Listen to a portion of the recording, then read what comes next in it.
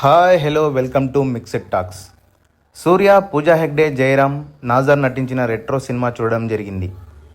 ఈ సినిమాకు కార్తిక్ సుబ్బరాజ్ గారు దర్శకత్వం వహించారు. ఈయన గేమ్ చేంజర్ సినిమాకు కథ అందించి రామ్ చరణ్ గారికి ఒక అట్టర్ ఫ్లాప్ ఇచ్చారు. సూర్య గారికి మంచి హిట్ పడక 3 సంవత్సరాలు దాటిపోయింది. ఈ సినిమా అయినా మంచి హిట్ ఇచ్చిందా?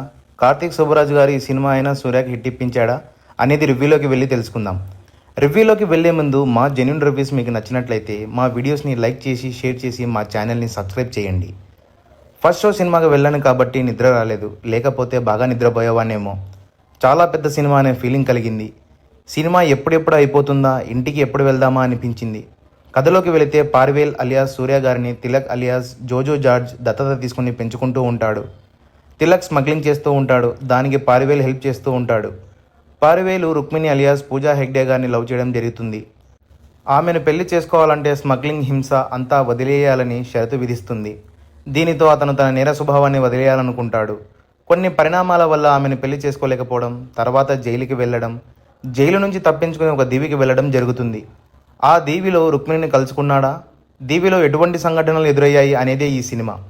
సినిమాలో హైలైట్స్ గురించి చెప్పాలంటే సూర్య గారు డిఫరెంట్ లుక్స్లో ఎక్సలెంట్గా పర్ఫామ్ చేశారు. వింటేజ్ లుక్లో దడదడలాడించాడు. యాక్షన్ సీక్వెన్స్లలో కూడా మంచిగా చేసి సినిమాను తన భుజాల మీద తీసుకెళ్లాడు. సినిమాటోగ్రఫీ డీసెంట్గా ఉంది, మంచి మంచి లొకేషన్స్తో తీశారు. ఆ తర్వాత సినిమాకి హీరో ఎవరంటే మ్యూజిక్ డైరెక్టర్ సంతోష్ నారాయణన్ గారు. మ్యూజిక్తో డల్గా ఉండే ఈ సినిమాకు ప్రాణం పోశాడు. కొన్ని బీజిఎంలు అయితే సూపర్. ఆ మ్యూజిక్ లేకపోతే సినిమా మరీ ఘోరంగా తయారయ్యేది. జోజో జార్జ్ గారు డీసెంట్గా పర్ఫామ్ చేశారు. విలన్ పాత్రలో విధు గారు ఆకట్టుకున్నారు. ఇక సినిమా ఎక్కడ గబ్బు లేపిందంటే, స్టోరీ పేపర్ వర్క్ బాగున్నట్టుంది, అదే స్క్రీన్ పైకి వచ్చేసరికి చాలా గబ్బులేసింది. స్టోరీ నేరేషన్ చాలా ఘోరంగా ఉంది. 2 ప్లాట్లు ఉన్నాయి సినిమాలో, కానీ ఆ 2 ప్లాట్లను చెప్పడంలో డైరెక్టర్ ఫెయిల్యూర్ అయ్యాడు. సినిమాను మరీ అంతగా సాగదీయాలా? స్క్రీన్ ప్లే చాలా స్లోగా నడుస్తుంది. ఎంతలా అంటే నాతో పాటు కూర్చున్న వాళ్ళు కూడా సినిమా ఎప్పుడెప్పుడు అయిపోతుందా అనుకున్నారు. ఆ ఎడిటింగ్ చేసి ఆయన కూడా ఎడిటింగ్ టైంలో నిద్రపోయినాడు అనుకుంటా. పూజా హెగ్డే గారికి డీ గ్లామర్ క్యారెక్టర్ సూట్ అవ్వలేదు. వారిద్దరి మధ్య కెమిస్ట్రీ కుదరలేదు. 2 చోట్ల అనవసరంగా పాటలను ఇరికించారు. బానిసలను పీడించే సీన్స్ కూడా అంతగా వర్కౌట్ కాలేదు. నాజర్ గారి క్యారెక్టర్ను వరస్ట్గా డిజైన్ చేశారు.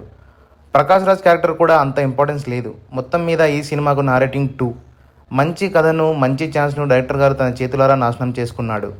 ఈ సినిమా మాత్రం డైరెక్టర్ మరియు ఎడిటర్ గారి ఫెయిల్యూర్ అని అనుకోవచ్చు.